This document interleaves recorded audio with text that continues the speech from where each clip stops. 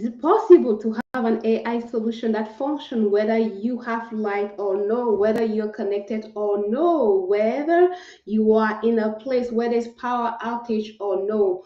Not only it is possible, but there's a live solution that is making a difference to hundreds and thousands of women in Africa. Hey, I'm Judith Glory, and today I'm so eager to bring to you the powerful story of a woman who experienced a pinpoint and leveraging her industry, emerging technology, leveraging AI, came up with a solution that is making a difference. As you heard, this is something real. It's not something developed in the lab. It's something hundreds of women are using. Hi everyone, my name is Judith Glory. Welcome to the episode 3 of our AI in Action, CAI in Action series, where we take the time to listen to a story, real challenge, real pinpoint, real leaders, real organization, what they did. From the story, you get lessons that you can apply for your own situation, no matter the AI initiative you are in, whether you lead a team of couple of engineers, developers, a non-for-profit or an organization to make profit, hearing from real leaders, real stories of how they implemented AI could inspire you to make progress in your own AI journey, which is the goal of this series. So sit comfortable because you will hear the story of someone who leveraged their own personal experience and were able to bring together a pain point, real challenge for her and hundreds into a solution that is making a difference. I want really to tell you about the person we'll be talking about, but I think it might be best to hear from that person themselves. And the beautiful thing is, this person has been into AI for good. You've been seeing the sport. Maybe we'll talk some more about that in a couple minutes. She's been there. She even won a challenge. They just stop talking and allow people to meet Yvonne Baldwin. We'll be talking about her. Meet Yvonne.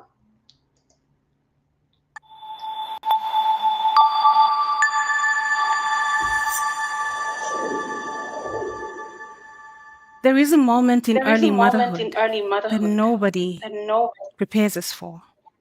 Our hearts are filled with love, yes, but also a silent fear that lingers. I still remember holding my own baby, overwhelmed, exhausted, and utterly terrified, because it is a silence that requires us to know everything immediately, a silence that needs us to have strength we don't yet have. For when a child is born, a mother is also born. When I held my child for the first time, I realized the world around me was not prepared for my fear. All I truly had was the quiet hum of exhaustion and a heart that whispered, "You have to figure this out." Now, millions of mothers across the world know this feeling too well. It is the stillness in the sleepless nights and countless tears. It is the many questions that all sound the same. It is the cost of transport, healthcare, and time all looking the same, and the longing for reassurance that you are doing the right thing.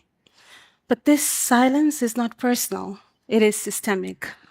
And yet, for millions of mothers in underserved communities around the world, particularly Africa and the global south, this fear is even deeper and highlighted by uncertainty and vulnerability, hoping that they will survive childbirth against. Hi, this is the pinpoint. This is what Yvonne started with. Real experience situation. How do I manage here? What do I do with this? And it was painful, a pinpoint.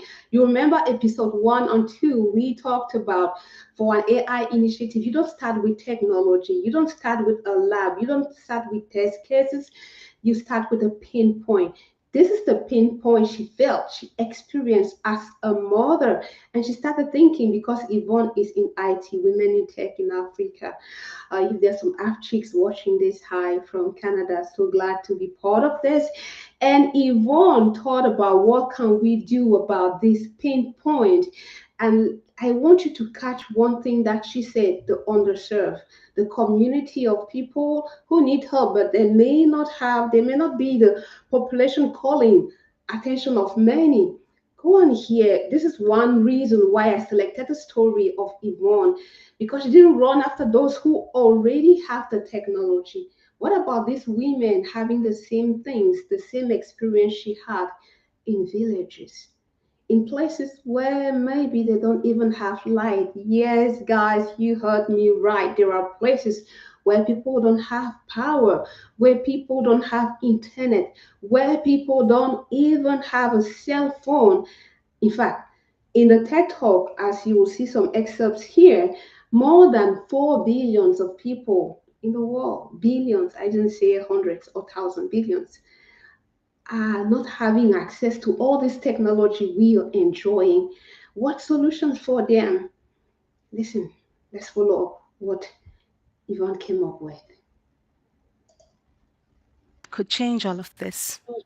In a world that's overflowing with innovation and technology, more often than not, innovation doesn't seek to address the needs of the underserved communities. New innovations are all about shiny gadgets and cool wits.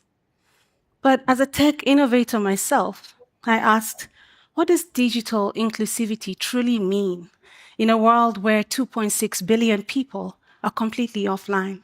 That's about a third of the world. In Africa alone, over 400 million adults do not own a smartphone or access the internet. What does digital inclusivity truly mean? And this gap is deadly in the context of maternal care because every single day, over 800 women and 7,000 newborn babies die from preventable childbirth and maternity related complications. Every year, over 5 million children under the age of 5 die from treatable conditions like dehydration, diarrhea, and respiratory infections. To say the least, someone, somewhere right now, somewhere in this world, the opportunity of a first breath is lost. Not because care does not exist, but simply because it has not reached the people who need it most in time. This caused her the need for care for this underserved, for people who don't have access easily to this. Caused Yvonne to think and reflect and putting together the challenge to pinpoint this reality with technology. She came up with Mama Mate. Mama made a solution that works without, it doesn't need internet. It doesn't even need light. It uses solar. I'm looking for a visual to help you see it. This is a mama using the mama maid. This is the mama maid. You see, this young mother and her baby. That's the mama maid. She can carry the mama maid everywhere where she goes. She can go with this in her farm if she needs anything. That's the device. And in that device, we have an AI solution. It's like the chatbot you would use on your internet, on your smartphone. But this person, whether they have a smartphone or no, they can carry the mama maid with them. So this is the solution, and this is a mother using the mama maid. This is how it looks like. Another picture bringing it closer, and you can see on the various text there, there are various options that can allow you to select. It helps you have the conversation with the device, and from the conversation, you will have answers. So it's like another version of what we'll say a chatbot, but a chatbot without internet because the conversation is built into the tool. This is technology at the service of the population. This is technology making a difference. This is, as I told you, in some villages, in a lot of places in the world, so many people still do not have access internet connection, computer, cell phone, but they can have this little tool. And this was so innovative. So many hundreds women in villages. You see, this is definitely a village. Remember, it reminds me of Banjul when I used to go and visit my grandma. This tool, with her idea, she was able to reach hundreds, thousands of women with this tool. And The innovation was so huge that Mama Made won the award. This is the ceremony last year. I've been talking about AI for Good. This is AI for Good 2025. And you can see these are the various people who were finalists. These are various people with various AI related projects. And as you can see in the very last picture down here, we have Yvonne who has won 20K for her innovation. This is what her prize looks like. AI for Good, the innovator, and this is her presenting her project. Hey, this sounds like a very cool thing in my eye. Why? Because pinpoint a real one, pinpoint with applications that you see every day. You saw the number hundreds per day, thousands per year dying for things that could have been prevented. With the tool, they can press on the button that uses solar to be powered and have someone talk to them. Did I tell you about localization? We've not even reached that place. So they can even do it in their dialect. AI allows for that today. This is innovation, guys. And this is the reason why Mama Made won. On that jury, you had people who earned their life doing AI. You had people like the chief technology from Amazon, huge, big people in the sphere of AI, but they also thought that the innovation of Mama Made of Yvonne and her team deserved to win the prize. So I want to you guys to hear directly from her some key things winning this award made her realize as a mother, as an innovator, as a woman in tech in Africa. Africa's greatest equalizer. But that can only happen if we build intentionally and inclusively. In the context of maternal care, I believe that we have to apply four key principles. One, build for offline first realities because connectivity doesn't have to decide who lives and who dies. Two, localize AI. Let it speak local languages. Let our ways, our cultures, our items live in the algorithms. Three, protect data because data is not just information, it is autonomy and it is power. And four, which is my most important, I would say, build with the communities and not for the communities because co creation must be a standard and not a slogan. Wow, this one is very good. Co-creation should be the standard, not a slogan. And it gives me the ambit to really pause here. Um, Not just in the coaching world. What does co-creation mean to you? How do you integrate the norm of co-creation in your AI initiative? Are you even integrating those who are going to be the end users of your AI initiative? These are great questions. And in the next session, where we turn the story into the learning, what can we learn from this powerful story, from the example of Mama Made, of Yvonne and her team? We'll go deeper. But right now, I feel like asking you, are you integrating the real end user of your AI initiative? If the answer is no, what could you do to bring them in? What could you do to bring them in? Why? If Yvonne just had to build this new thing because she's been in tech for years without considering the context of people who will be using it, the end users, she may not have included the solar aspect, the language aspect, but she really cared about who is this for, which brings me to the key topic, the key point for today. Yvonne's story reminds a lot that human is should be at the center of your AI initiative. Have you noticed the talk started with her experience, human experience, a mother, a young mother, her human experience. And as she progresses, she considered other mothers. You saw all the statistics about young women who need help or young kids that die because they didn't get help. They didn't just know what to do. Human, her experience built for human, and the last aspect, with human, which is really cool. As she says, co-creation should be the norm, not just a slogan. She brought them in. This device was developed with, not just for, with other young women, women who aid in delivering the babies, with doctors. So she brought all these people to co-create this tool, and a beautiful thing with the co creation is co creation facilitates trust. If you've watched my series on coaching, you know that co creation is so powerful. In an environment of co creation, it's not like I'm a know it all, I know, and I'm just pushing. No, it's together. We are building something, the space in the middle. I'm not here, and the client or the other person or the end user here. Together, we are co creating. We want a tool that can do this. Yeah, technologically, we want to create something, and together, something great can emerge. In a space of co creation, there's so much possibility. Judith, come back, it's not coaching. But co creation doesn't just work in the coaching world.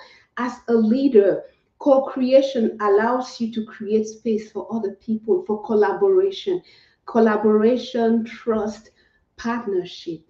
And in the process, which is a point important, you will hear me talk a lot about that, because one key thing I'm hearing a lot from leaders, can we actually trust this AI?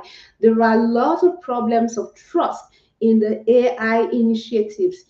Co creation is one thing that you could leverage, a tool to bring people in, the end users, to bring the team in, to bring leadership in. So before even going in the learning portion of this live, I feel like offering you, how much co-creation do you include in whatever you're building now? Co-creation. Who are you co-creating with? Wow, clearly Judy, you're on fire. You want to get into the learning lesson. So we'll go directly into the learning. Maybe you are not into the health or women business, but still, you with your team, your organization, your non-for-profit, you have an AI initiative. You want to move forward, and Judy told you as you follow the series, you will hear a story. You will learn something that you can apply in your domain, no matter what domain. It's time for us to get into that learning right after this short break.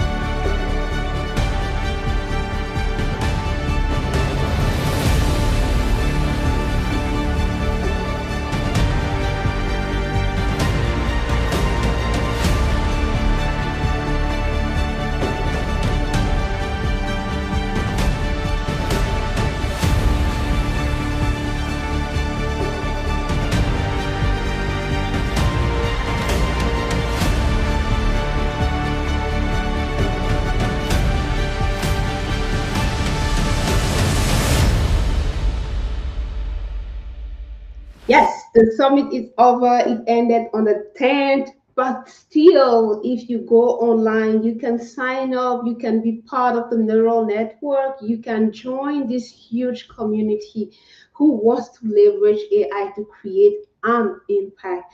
I'm so glad to be part, and I'm still trying to figure out best way to get and share all the wonderful resources available there. I don't know if I told you last week, but you have a lot, whether in terms of latest in innovation, helping to put in place the governance for AI initiative, policy making, and a huge network of people trying to make an impact, to use technology for good. You can still go and sign up for free and have access to the previous summit. Did you see in the spot? Did you notice Yvonne was there? Yeah, she was one of the winner, and we talked about it. You saw her prize. So, what can we learn from the powerful story of Yvonne? This brings us to the learning portion. First, I want to anchor one crucial initial thing I want to share is get it anchored on the human. If you look at the data, there was a lot of data in everything that Yvonne shared. It started with data, like realizing that she wanted to build a solution for women, young mothers, and a lot of them didn't have access to internet, some not even to computer or to a cell phone. Got her to dig. I mean, 2 billion is something. In Africa, only more than 400 millions don't have access to these technologies. That's a lot. So she didn't come up with, okay, I'm a woman in tech. There's these beautiful things going on. What kind of tech, new, crazy thing can I create? It was anchored on the human reality. So, learning point number one, what is the human thing your AI initiative is trying to solve? What is the human pinpoint? What is the human challenge? In episode one, we talked about you don't go about successful initiatives in this AI thing going on. They don't start by saying, what's the latest, the bold, the latest technology, the latest whatever. They start with the pain point. What's the pain point you're trying to fix? Because AI is a tool to help you fix something. AI in itself is just AI, is technology. Technology, like money, like other things, is a tool to help you achieve a business goal. So you start as a leader, no matter what type of team or what type of project you have. Get anchored. We said episode number one, what pinpoint. And today I want to add a layer. What human pinpoint? What human challenge are you trying to resolve with AI? That's learning question to answer, number one, because when you're clear on that, you affect the next thing, which is number two. In terms of assumption, supposition you're making for the project you're working on or developing, what assumptions have you made? For example, if you didn't consider the context of her who, the context of the humans, the people she wants to help, she wouldn't realize that, oh, some don't have internet, some don't even have a cell phone, some may not even have light, guys. This is true. There are places where people don't have energy, because she considered the context of the who, of the people she wanted to help. These women who just delivered, like I show you in this picture, maybe this person lives in the hut behind and there's no light. They use firewood, they use a lamp. So it is essential learning point number two to consider the context of the person you're building the solution for. What assumptions are you making for the people you want to build a solution for? What assumption? We've already talked about the human. The next thing is what assumption?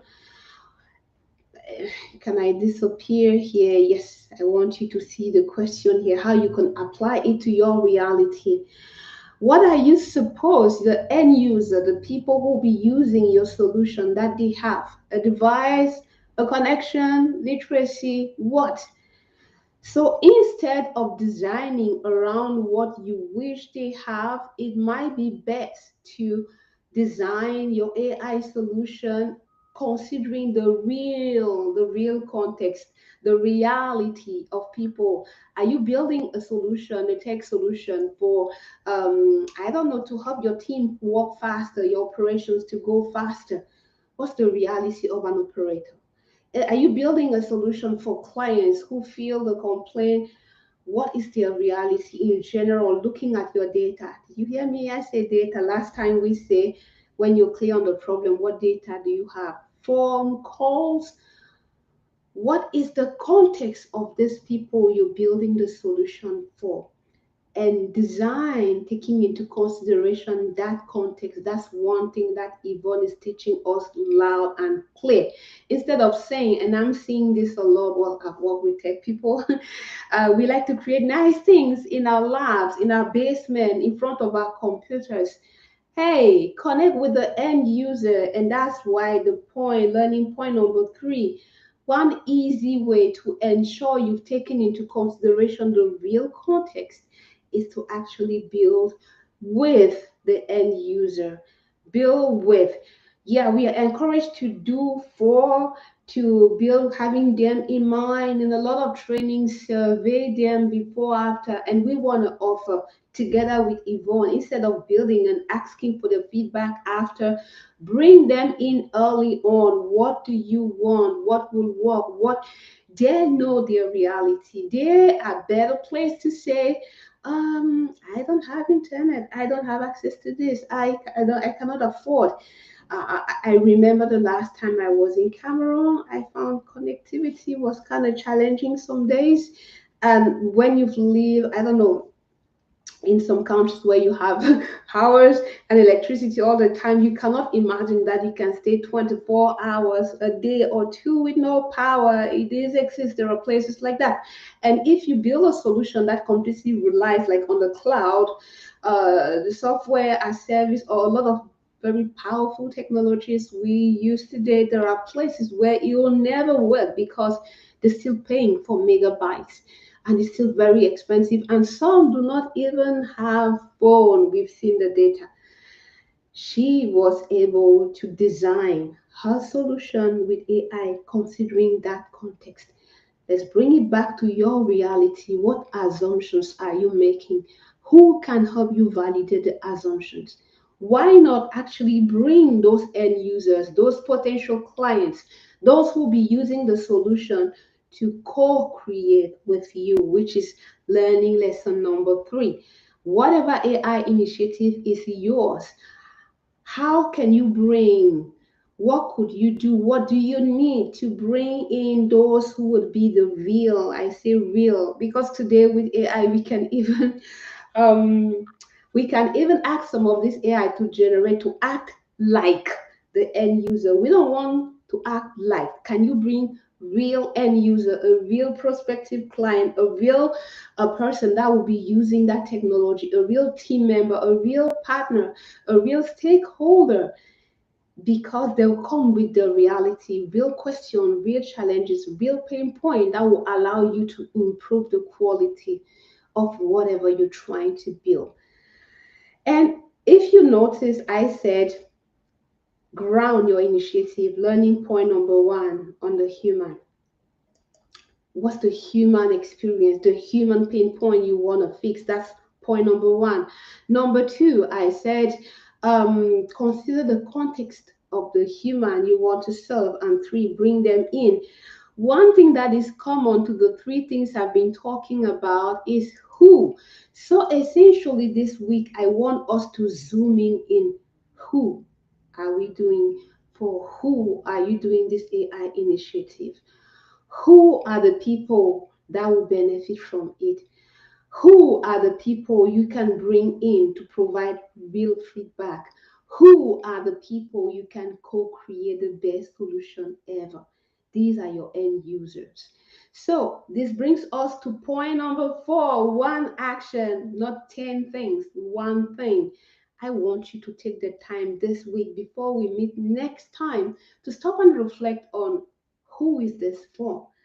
How much of their context has been included, the real context, not the suppose, not the one AI told you is the context. Who, their context, and who can you partner with to co create this? Because bringing them in will give you real feedback, real questions, ways to improve your solution, and in the process, your potential clients will become partners, and you build trust in your solution, which is something very much needed in this AI world, in this AI building solution, in this AI leadership we are talking about. I will not want to end today's episode without allowing you to listen again to Yvonne. An idea, a solution that is making a difference for so many, for hundreds. This is Yvonne presenting in another platform. Here are some, here's the price of Yvonne. Here are some numbers, some statistics, and this is her receiving her price. So let's hear from her again. Motherhood in an underserved setting. And as I stand here today, I am reminded that The first breath does not only belong to a child, it belongs to each one of us. Each time we choose to create technology that breathes back life into humanity. May we create systems that are inclusive, systems that will allow every mother to breathe a sigh of relief, knowing that help has arrived, even when out of reach. Because no woman should die giving life, and no child should have to die from the lack of information. And when technology truly delivers equity, the world takes its first breath again. Thank you. When technology is used to deliver equity, makes a difference in the world. When technology is actually used to create an impact for the population you serve, for the people you want your AI initiative to create an impact for, it makes a difference. When technology is used to reduce differences, inequalities, it creates an impact. I feel honored to have had the opportunity to share this story. You can see the joy on my face because you know I like to tell good stories, stories of hope, stories of technology for good, technology for impact, technology for positive impact. If you have questions around what Yvonne is doing, if you have questions around AI for good, feel free to shoot them. I am not AI for good. I signed up to join the community, but I can push it to those people who have the answer. And it's a huge community. I told you with technologies, innovator, governance, policy makers, or just people who want to create business around AI. Feel free to shoot your question away. A quick recap of what we did today. Essentially, we stopped to listen to the story of Yvonne, whom, after her own giving birth, realized the realities of early life, preserving life in a place where you may not have all the resources, or it can be challenging to have access to a health person. A personal challenge turned into a technology solution that she co created with other women like her, considering the context. And it's a powerful solution making a difference for many. For you, what is the human problem? The human solution? What human are you serving? What's the humanness in the AI initiative you are working on? And when you're clear on the human you're serving, have you considered their real context? Have they given you their context? Is their context taken into consideration in the solution you are developing? Why not just bring them on and co create this powerful solution with them?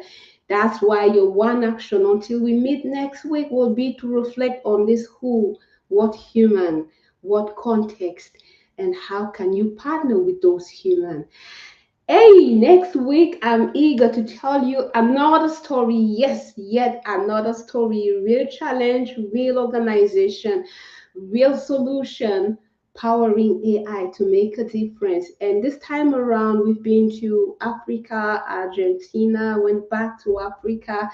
I'm bringing you closer to Fredericton in Mountain, where AI is being leveraged for language stuff. I can't wait to tell you the story because it's all about language. You know, I like to switch from English to French. We'll be talking about languages, AI for languages. We'll also be talking about data statistics, how you can leverage and show the impact, the difference with numbers. And you will learn how, even if you're working for public services, another mayor. Hey, Jude, what do you have with a mayor this time? Well, it's good. I love to take and tell this kind of story because people working for public services tend to say, not a lot of money is very heavy. We don't, it is possible. And it's with a lot of joy that I like to take. This is what they did. You heard what the mayor did last time in Wuhan, and you see the fast pace, the how trust is growing, how his constituents are trusting him even more. And they started with one, now they have many AI initiatives. So we'll come closer and hear how people are doing it in Mountain next week. Any question regarding what is possible, technology, governance, networking, solution, lean. One thing I even forgot to say, you could see with the example of Yvonne that you don't need millions. You don't need a lot. You can do something with what you have. And if you doubt, well, there's a link below the video to allow you to book a 30-minute quick session. We will talk for 30 minutes, and before the end, you will see emerge. We will co-create. You see why I love the word co-create. We will talking for 30 minutes, you will see the possibility. You become aware of what you already have to move forward. Your AI initiative is free. So if you want, take the opportunity. Question, comments, remarks are welcome. It was a pleasure sharing yet another powerful story with you, and I can't wait to hear from you, but also to share another story of a real problem, real challenge, real organization, and the solution they develop leveraging AI. Until next time, take care.